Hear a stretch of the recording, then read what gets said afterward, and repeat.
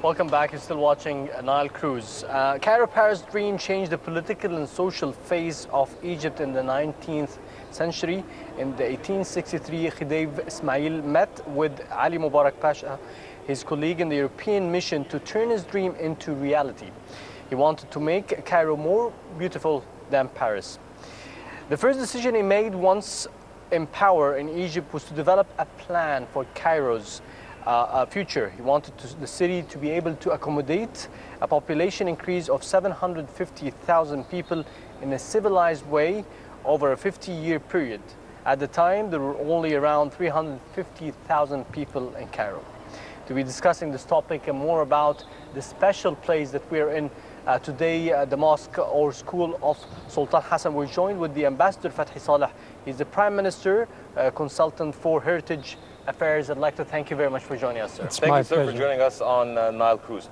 Sir, the dream of Khedive Ismail intersects with Cairo's current predicament as a crowded city, and so the government is constructing a new plan to save Khedive Ismail's dream.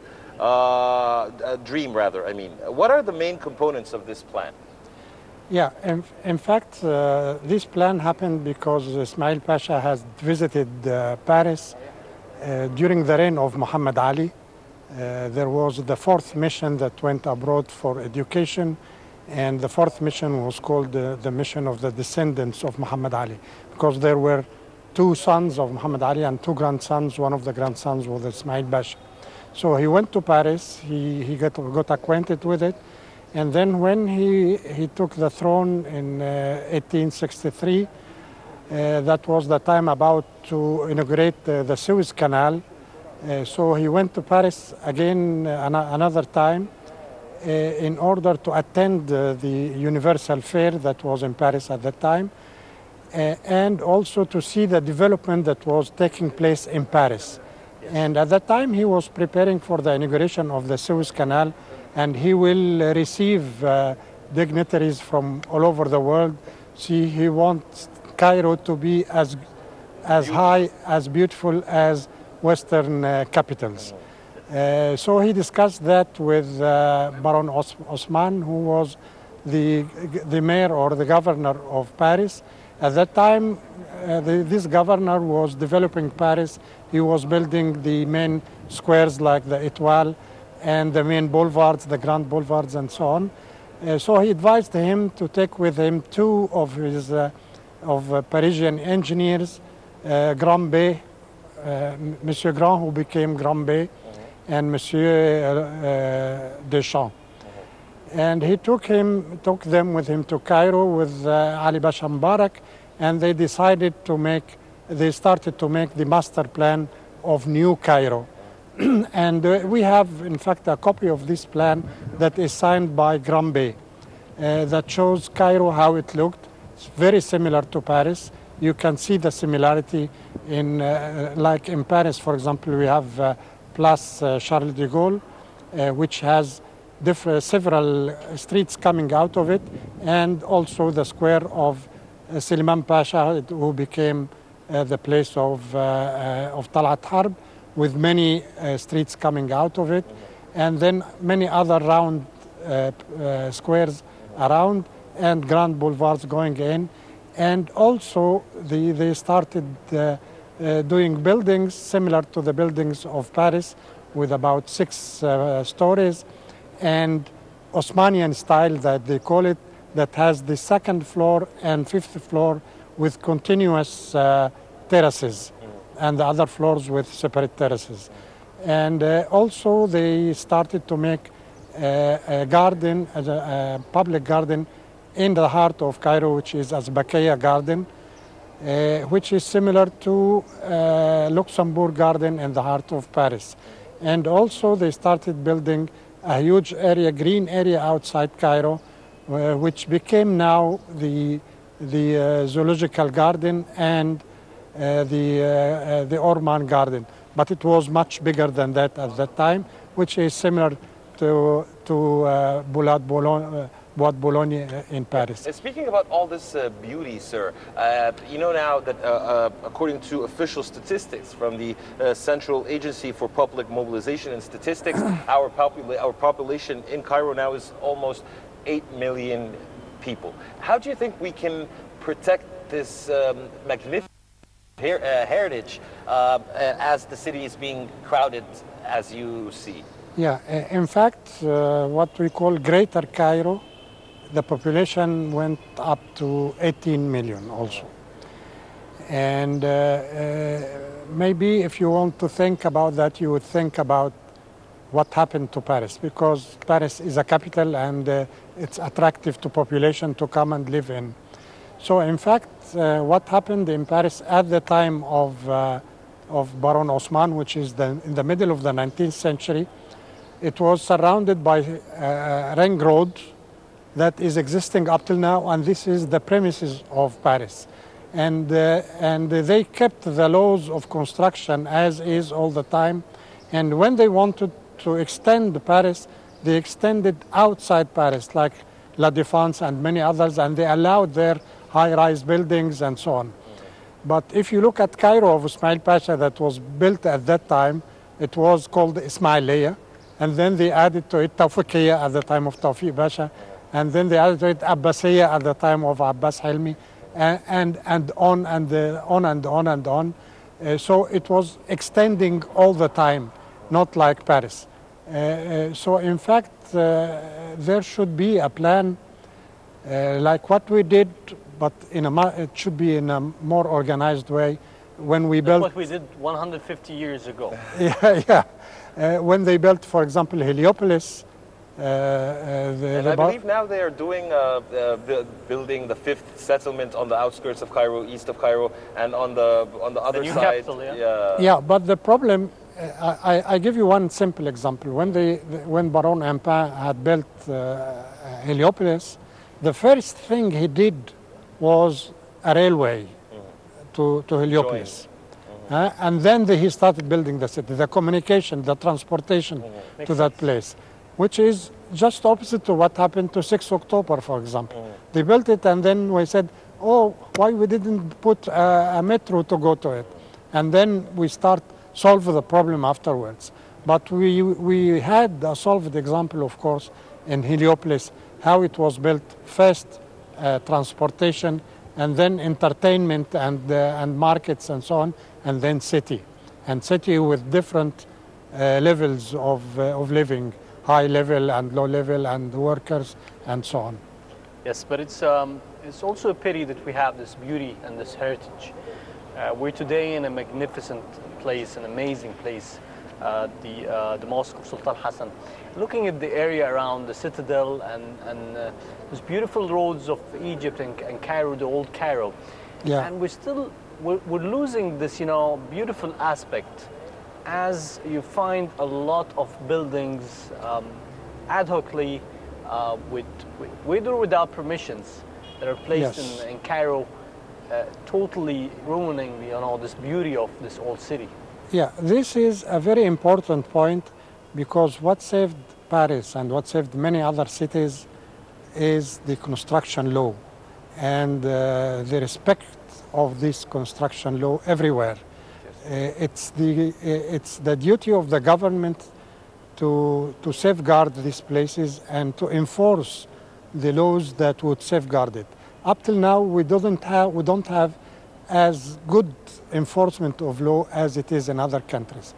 And we're seeing some historic areas, sir, being demolished. Like, for instance, in the Darb al-Ahmar, we're seeing our heritage is being destroyed. Yes, that's exactly what I'm talking about. When I was in Paris as ambassador to the UNESCO, my son was studying there, and he worked in one of the buildings on one of the departments that concerns the harmonization of the buildings. And he told me at that time that if anybody would come and he want to make a change of one window in his building in downtown, then he brings the sketches. to get a permit for that to that office, and then they look at it and they look at the street at large and see if the modification of this window would affect the general look of the street or not. And this is the enforcement of law. And we have here laws. Egypt is totally different. You can do whatever you want, whenever you want. Exactly, it's a free country. Yes, and this is freedom. I have an American friend who came to Egypt several times, and then he said to his friends in the United States, he told them, you think you live in a free country, but go and live in Cairo and you'll know what a free country is. Yes, yes, indeed. I would also like to mention that there are other places. We mentioned the bad aspect from there are places that are used in a negative way, but there are also areas that are not leveraged at all and not ruined yet. For example, I'll give you an example for that. It was amazing for me as an experience to find out, I don't know if you know this, Kareem, or not, but to see the pyramids from Autostrad Road. From? Autostrad. Autostrad. Coming from Helwan to Maadi and Nasr. You have a beautiful view while you're driving on Autostrad, where you see the three great pyramids. It's my first time to know that. Yeah, it's amazing. And on the left side, you see Saqqara Pyramid. Yeah. And this place is absolutely not leveraged. There is a wide area over there that's not of land that is not leveraged at all. I think this is a beautiful spot for. Also, a recommendation maybe for you, sir, because you're the Prime Minister consultant. This is a location that's just to be leveraged for tourism or something. Yeah, in fact, I remember when I was a kid, when I went through the Pyramids Street in Giza. From the beginning of that street, you would see the pyramids and all these things. Now they disappeared. Yes. And the pyramid is surrounded by high buildings in the nearby. So you are lucky that you have some view from the autostrad of the pyramid cleared from these buildings. Yes. But in fact, we lost that view from several the other directions. Yes, you're right. I just can't imagine if Al-Ahram Road was with short buildings. And you just move there and you have this amazing look of the Great Pyramid. And we have old pictures of that shows how the Ahram looked like from that street. And it's wonderful. There's no way going back.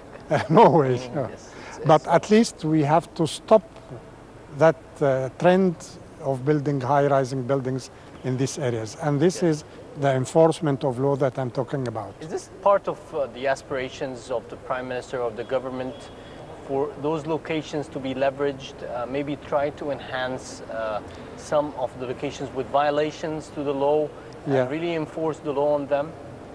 Yeah, in fact, I always say that our problem in Egypt is that we have lots of heritage and lots of types of heritage, starting from pharaonic buildings or pharaonic monuments to Greco-Roman, to Coptic, to Islamic, to modern, to Khedivial. And in order really to take care of all that at a time, it should be the first importance to the government. But the government has other problems of health and education and so on that they consider them as more priority than heritage.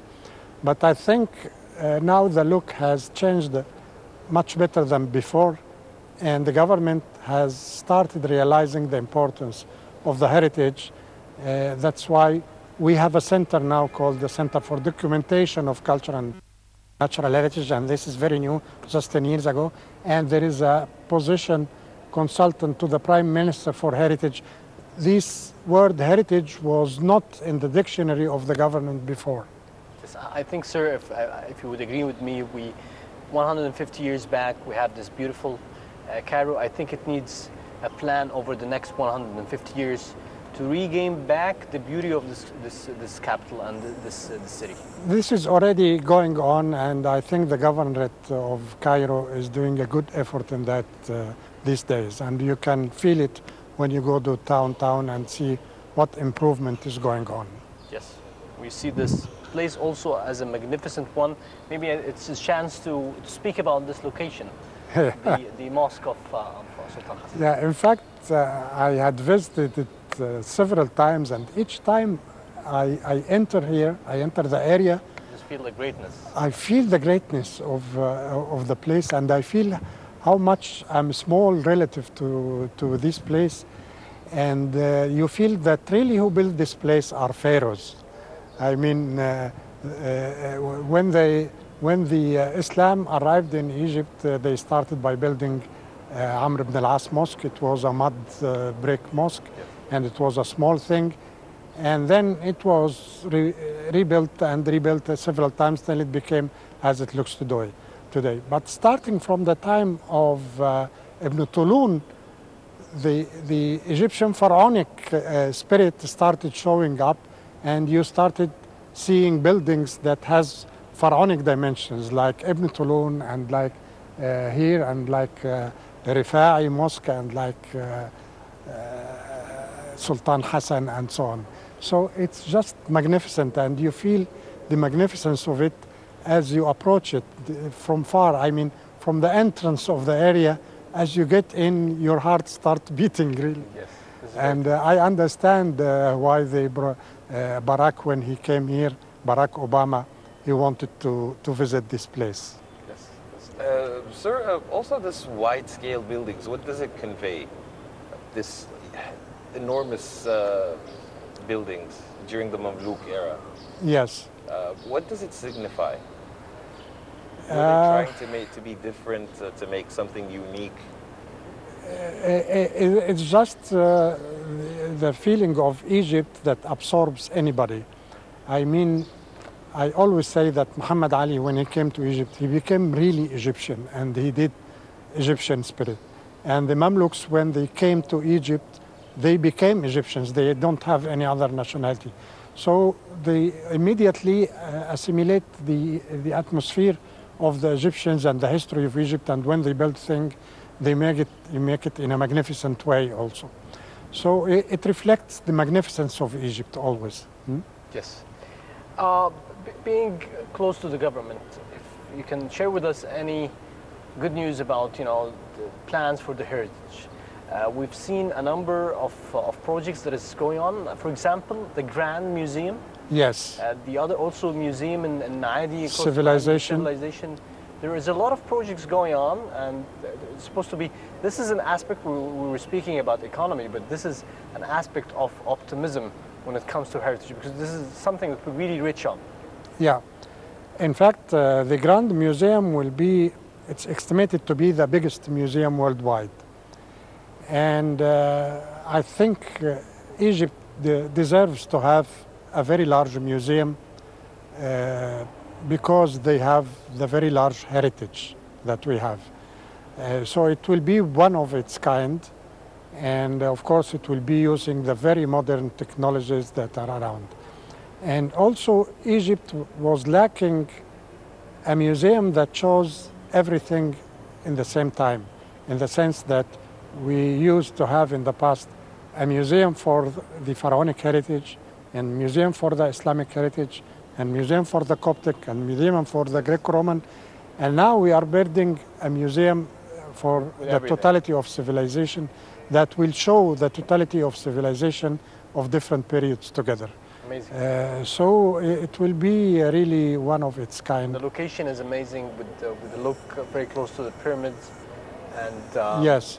It's designed in a way that when you are in the main hall, at the end of the main hall, there is a glass window, very huge one, that overlooks the pyramids, as if the pyramids is one of the monuments or one of the objects that are within the museum itself. And it is the place also that Ramses was transferred, the statue of Ramses. Yeah, Ramses II will be at the entrance of the museum. Yes. To welcome the people. Yes. Sir, any comments that you would like to add on this occasion? Yes, my main comment that I always repeat is that the heritage is our main asset with which we are exceeding any other country. I mean, we are not excelling in technology, we are not excelling in agriculture, we are not excelling in industry, but certainly Egypt is excelling in its heritage. And if this is our main asset, then we must make out of it a heritage industry. We should work on that. Yes. But finally, we'd like to thank you very much, Ambassador, for joining us. It has been a great pleasure to have you with us at Nile Cruise. Thank you very much. Let's move now to a short break and returning back with more.